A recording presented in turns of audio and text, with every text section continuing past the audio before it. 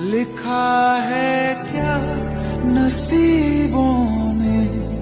সমস্ত ছেলেগুলো না 2024 আমাদের অ্যান্সার কি কবে দেবে, 2024 রেজাল্ট কবে দেবে, 2024 ফিজিক্যালে কেন দেরি হচ্ছে, এই সব টেনশনে যারা ডুবেছিল না 2025 তাদের এক্সাম 100% খারাপ হয়েছে।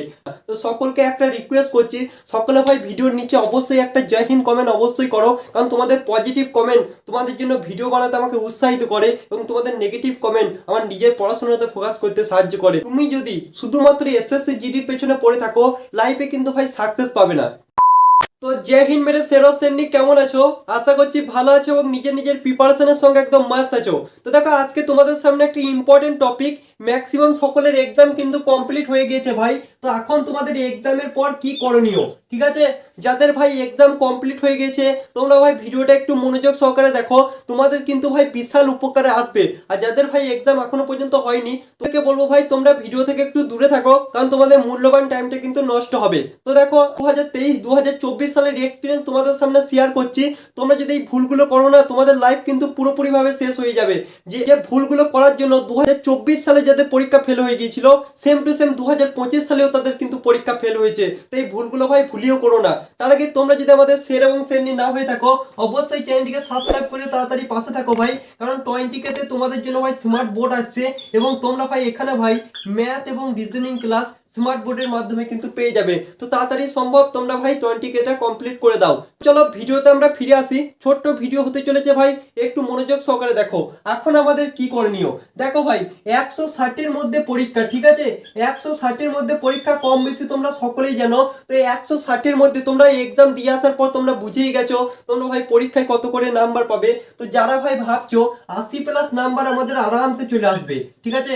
160 মধ্যে 80+ নাম্বার তোমাদের আরামসে আসবে, যারা যারা এমন ভাবছো তোমাদেরকে বলবো তোমরা ফিজিক্যালের প্রতি জোর কদমে এক বেলা করে তোমরা ফোকাস করো, ঠিক আছে?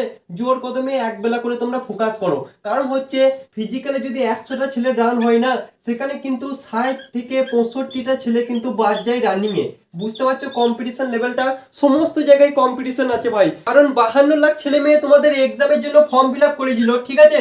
52 লাখ ছেলে মেয়ে তোমাদের এক্সামের জন্য ফর্ম ফিল আপ করেছিল। এখান থেকে মাত্র 2 থেকে 2.5 লাখ ছেলে মেয়ে আমাদের কি করবে বলতো?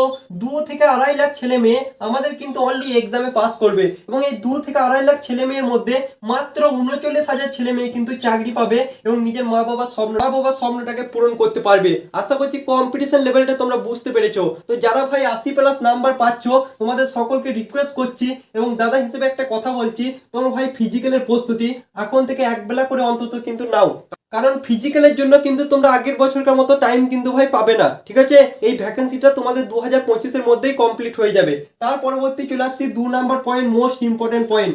যাদের ভাই নাম্বার 80 কম আছে তোমরা ভাই 2026 জন্য বিশাল ভাবে প্রিপারেশন শুরু করে দাও, কারণ এই ভুলটাকে নিয়ে ভাই পড়ে থেকো না। কবে অ্যান্সার কি বেরোবে, কবে আমাদের রেজাল্ট বেরোবে, কবে আমাদের ফাইনাল মেরিট লিস্ট বেরোবে, এইসব উল্টো পাল্টা নিউজ থেকে দূরে থাকো, তোমাদের লাইফ ভাই শেষ হয়ে যাবে। 2024 যারা এর পেছনে পড়েছিল না তাদের 2024 পরীক্ষা তো ফেল হয়েছে, ঠিক আছে? তার সঙ্গে সঙ্গে 2025 ভাই ওই 80টা কোশ্চেনের মধ্যে তারা 30 থেকে 35টা কোশ্চেন করে আসতে পেরেছে, ঠিক আছে? তো সকলকে রিকোয়েস্ট করছি তোমরা যদি সত্যি করে চাকরি পেতে যাও, সত্যি করে নিজের মা বাবার জন্য কিছু পড়তে চাও, তোমরা একটা কাজই করো, 2026 জন্য একদম ডেডিকেটেড ভাবে ভাই প্রিপারেশন শুরু করে দাও।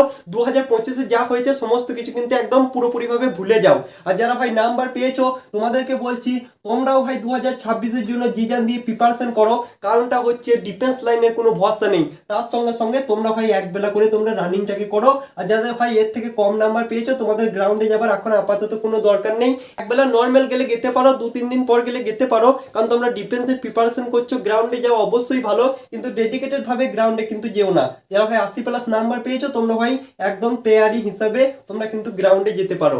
আশা করছি তোমাদের A to Z doubt clear. এবার আসছে আর একটা মোস্ট ইম্পর্টেন্ট আজকে ভিডিওর লাস্ট পয়েন্ট, অন্যান্য আমরা কেন লিখেছি। দেখো ভাই এই ভিডিওটা একটু মনোযোগ সহকারে দেখো। তুমি যদি শুধুমাত্র এসএসসি জিডির পেছনে পড়ে থাকো লাইফে কিন্তু ভাই সাকসেস পাবে না, ঠিক আছে? কারণ একটা কথা সবসময় মাথায় রাখবে, নিজেকে একবার তাকাবে যে আমার এডুকেশন কোয়ালিফিকেশন কি, আমার হাইট কত, আমার চেস্ট কত, আমি কি এসএসসি জিডি সত্যিই পাবো? তোমার যদি হাইট 170 সেন্টিমিটার না হয়ে থাকে তুমি কিন্তু জীবনেও ভাই এসএসসি জিডি চাকরি কিন্তু পাবে না। তোমার যদি হাইট 169.5 হয়ে থাকে না তুমি কিন্তু এসএসসি জিডি চাকরি ভাই পাবে না, একদম চির বাস্তব কথা।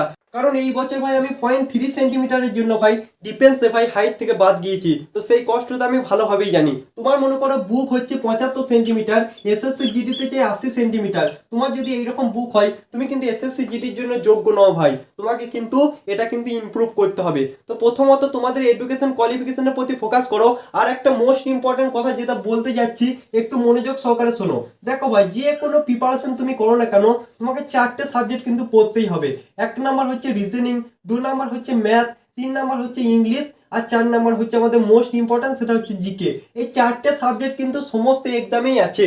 তুমি এমনভাবে সাবজেক্টগুলো পড়ো তোমার যাতে সমস্ত এক্সাম দেওয়া হয়। তোমরা বুঝতে পারছো তোমাদের আর 2 দিন পরে আরপিএফ এর এক্সাম আছে, তোমাদের গ্রুপ ডি এর এক্সাম আছে, তোমাদের বিভিন্ন এক্সাম, তোমাদের ভ্যাকেন্সি তোমাদের বেরিয়ে গেল, তোমাদের বিএসএফ এই সিএফ এর ভ্যাকেন্সি আছে, বিএসএফ হেড কনস্টেবলের বিভিন্ন ধরনের ভ্যাকেন্সি আছে ভাই। তোমরা সেগুলোর জন্য কিন্তু ডেডিকেটেড ভাবে প্রিপারেশন কিন্তু শুরু করে দাও।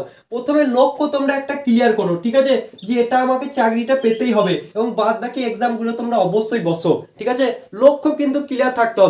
তোমরা আজকে তোমাদের বিএসএফ এর ভ্যাকেন্সি বেরোলো, তোমরা বিএসএফ এর জন্য পড়তে লাগলে, আজকে তোমাদের অগ্নিবীরের ভ্যাকেন্সি বেরোলো, অগ্নিবীরের জন্য পড়তে লাগলে, সেই রকম করলে কিন্তু হবে না। প্রথমত লক্ষ্য তোমার স্থির থাকতে হবে যে আমি শুধুমাত্র এই এক্সামটার জন্যই পড়ছি, কিন্তু তোমাকে বাদ বাকি এক্সামগুলো কিন্তু পরীক্ষা কিন্তু ভাই দিতে হবে। তো ভিডিওটা কেমন লাগলো অবশ্যই কমেন্ট বক্সে জানাবে। তোমাদের মূল্যবান টাইমটাকে কিন্তু আর নষ্ট করো না ভাই। তো যে সমস্ত ছেলেগুলো না 2024-এর আমাদের অ্যান্সার কি কবে দেবে, 2024-এর রেজাল্ট কবে দেবে, 2024-এর ফিজিক্যালে কেন দেরি হচ্ছে, এই সব টেনশনে যারা ডুবে ছিল না, 2025-এ তাদের এক্সাম 100% খারাপ হয়েছে। তো তোমরা এই ভুলটা একদমই করো না ভাই। যেসব ইউটিউবাররা উল্টোপাল্টা ভিডিও বানাচ্ছে তাদের থেকে দূরে থাকো, কারণ লাইফে সাকসেস পেলে ভাই তুমিই পাবে, অন্য কেউ কিন্তু পাবে না। তো সকলকে একটা রিকোয়েস্ট করছি, সকলে ভাই ভিডিওর নিচে অবশ্যই একটা জয় হিন্দ কমেন্ট অবশ্যই করো, কারণ তোমাদের পজিটিভ কমেন্ট তোমাদের জন্য ভিডিও বানাতে আমাকে উৎসাহিত করে, এবং তোমাদের নেগেটিভ কমেন্ট আমার নিজের পড়াশোনাতে ফোকাস করতে সাহায্য করে। তো সকলকে রিকোয়েস্ট করবো, যতজন ভাই ভিডিওটা এতক্ষণ পর্যন্ত দেখলে সকলে ভাই অবশ্যই একটা কমেন্ট অবশ্যই করো। তো আজকের মতো এই পর্যন্তই ভাই। জয় হিন্দ, বন্দে মাতরম।